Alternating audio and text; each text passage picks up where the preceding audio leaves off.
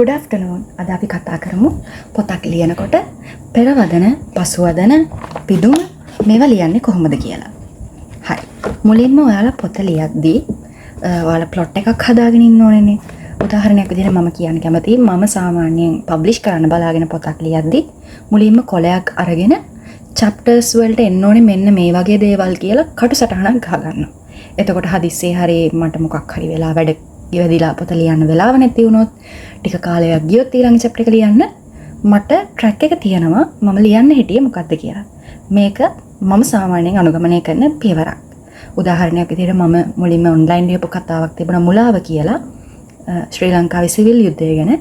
ඉතින් මේ යුද්ධය ගැන ලියද්දී මම කොලයක් අරගෙන මේ chapter එකේ වෙන්නේ මෙහෙම කියලා chapters 40ට මාතෘකා 40ක් වගේ කොලයක ලියාගෙන තිබුණා.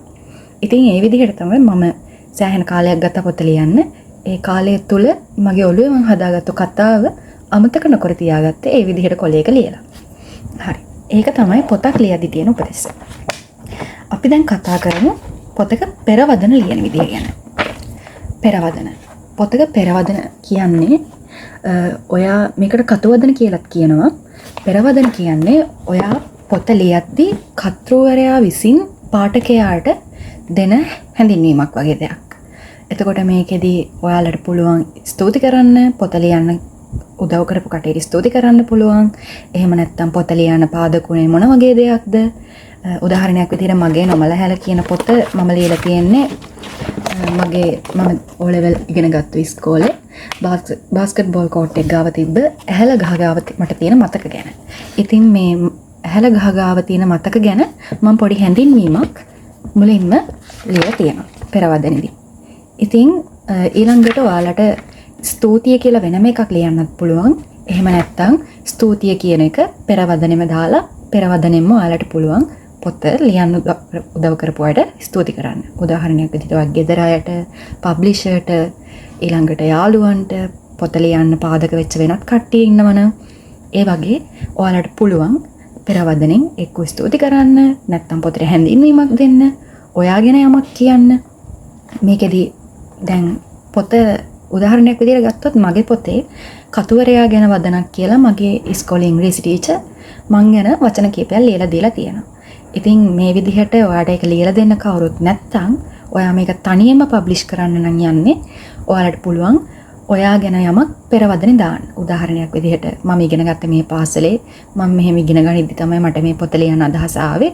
අන්න ඒ විදිහට පොත ලියන්න හම්බෙච්ච අදහස ගැන ඔයාලට පුළුවන් දෙයක් දාන්න. ඊළඟට පිදුම. පිදුම ගන්නකොට පොත පුදන්න ඕනේ. ඔයාලට පොත ලියන්න උදව් කර කෙනෙක්ට වෙන්න පුළුවන්. ඔයාලගේ ජීවිතේට විශේෂ කෙනෙක්ට වෙන්න පුළුවන්. නැත්නම් පොත කියවන පාඨකයන්ට වෙන්නත් පුළුවන්. මම මගේ පළවෙනි පොත පිදුවේ මටමයි. ඔයාලට මම මේ පිදුම කියවන්න. හීන අතහැරෙන තරම් මහන්සියක් දැනෙද්දිත් ලෝකෙම කඩාගෙන වැටෙනවා වගේ දැනෙද්දිත් අල්ලගෙන හිටපු අතේ කැලල් පිරුණු කැරලි කොණ්ඩයක් තියෙන කෙල්ලට. ඉතින් මම මගේ පළවෙනි පොත පිදුවේ මටමයි. මොකද මේ පොත ලියන්න මට ඉස්කෝලෙන් අස් වෙන්න සිද්ධ වුණා. තව මගේ හොඳම යාළුවෝ කියලා මං හිතපු මිනිස්සු මාව පාවලා දුන්නා. ඉතින් ඒ සියල්ලම වෙලත් මම මේ පොත තනියෙන් පබ්ලිෂ් කරන්න ගොඩක් දේවල් මට කැප කරන්න ඕන හින්දා මේ පොත මම පුදාගත්තේ මටමයි. ඉතින් ඔයාලට පුළුවන් ඔයාලගේ පොත ඔයාලටම දෙන්න. නැත්නම් ඔයාලගේ සුරසල්සත් එක්ක ඔයාලගේ හොඳම යාළුවට ඒ වගේ ඔයාලගේ ජීවිතේට විශේෂ කෙනෙක්ට ඔයාලට පුළුවන් පොත දෙන්න. ඊළඟට මේක ඉතාමත් විශේෂ දෙයක්. පොතේ පිටිපස්ස. පොතේ පිටිපස්සේදී ඔයාලට පුළුවන් මේක තමයි වෙන් කරන්න පුළුවන් හොඳම දේ. පොතේ තියෙන ඉතාමත් වැදගත් දේවල් කියන්නේ ඔයා හිතන්නකෝ පොතේ තියෙන ඉන්ටරෙස්ටිංම දෙයක්. පොත ගැන පාඨකයාට කුතුහලයක් දනවන්න පුළුවන් දේවල් තියෙන්නේ. අන්න ඒ වගේ දෙයක් අනිවාර්යයෙන්ම පොත පිටිපස්සට දාන්න. මොකද කිව්වොත් දැන් හිතමු ඔයාගේ පොත රාක් එක මෙහෙම තියෙනවා. මම ගිහිල්ලා ඔයාගේ පොත මෙහෙම අරගෙන මම මේ මුළු පොතම කියවලා බලන්නේ නැහැනේ ගන්න. මම පොඩක් ඉස්සරහ බලනවා, කවරේ ලස්සනයිද බලනවා. පිටිපස්ස බලලා මම මේ පිටිපස්සේ තියෙන දේ කියවනවා. ඒක මම විතරක් නෙවෙයි පොත් කියවන ගොඩක් අය කරන දෙයක්. ඉතින් ඔයාලට පුළුවන් වෙන්න ඕනේ මේ පොතේ පිටිපස්සේ පොත ගන්න හිතෙන දෙයක් මිනිස්සෙක් පොත දැක්කහම මිනිස්සෙක් මේ චුට්ට දේවල් කියවුවාම මෙතන පේලි 10ක් විතර වගේ ඉන්නේ. ඒ පේලි 10 කියවුවාම මුළු පොතම කියවන්න හිතෙන තරම් ආසාවක් ඇති කරන්න පුළුවන් දෙයක් පිටිපස්සට ඔයාලා දාන්න ඕනේ.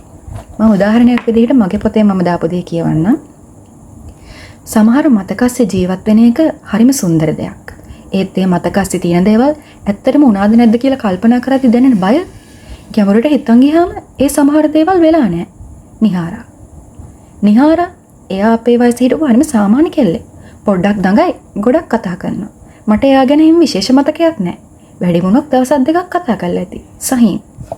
ඉතින් මේකෙදී අර මම ලියපු පළවෙනි කොටසෙන් මේ පොතේ තියෙන දේවල් ඇත්තටම උනාද නැද්ද කියලා දැනගන්න පාඨකයාට කුතුහලයක් ඇති කරනවා.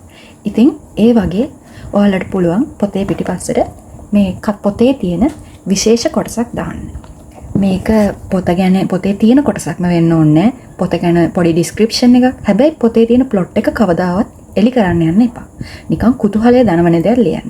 උදාහරණයක් විදිහට අභිරහස් කතාවක් නම් අපි හිතමු මිනිමරුමක් සිද්ධ වුණා කියලා. එතකොට මිනිමරුමක් ගැන ලියන අභිරහස් කතාවක් නම් ඔයාලට දාන්න පුළුවන් මෙන්න මේ මන්දිරයේදී මෙහෙම ඝාතනයක් සිද්ධ වුණා. මේ ඝාතනය පිළිබඳ සොයන්න යන තරුණයන් දෙදෙනෙක්ට කියලා එතනින් නවත්තන්න. එතකොට තරුණයන් දෙදෙනාට මොනවද සිද්ධ වුනේ කියලා දැනගන්න මිනිස්සු ඔයාගේ පොත ගන්නවා. හරි. ඊළඟට ඔයාලට මේක දාන්න ඕනෙත් නැහැ.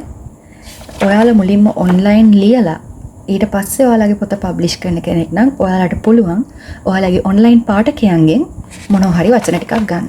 උදාහරණයක් විදිහට මම මගේ පාඨකයෝ ලව්වක් ගෙන්න ගත්තා. එයාලට කැමති දේවල් පොත ගැන ලියලා ඊමේල් එකක් දාන්න කිව්වා. මට පාඨකයෝ කීප දෙනෙක් එහෙම එව්වා. ඉතින් මේ දේවල් මම පොත ඇතුළට දාලා පබ්ලිෂ් කරා. සාමාන්‍යයෙන් මේ වගේ දෙයක් දැම්මහම ඒ පාඨකයන්ටත් විශේෂ හැඟීමක් දැනෙනවා වගේම එයාලගේ නම පොතෙන් බලා ගන්න අනිවාර්යෙන්ම පොත ගන්නවා. ඉතින් මේක තමයි පොත් ලියන එක ගැන ඔයාලට කියන්න තියෙන දේවල්. ඔයාලට වෙන මොන හරි දැනගන්න තියෙනවා නම් මට මෙසේජ් එකක් දාන්න. මම මගේ socials description එකේ දාලා තියන්න. කමෙන්ට් කරන්න, subscribe කරන්න. Thank you.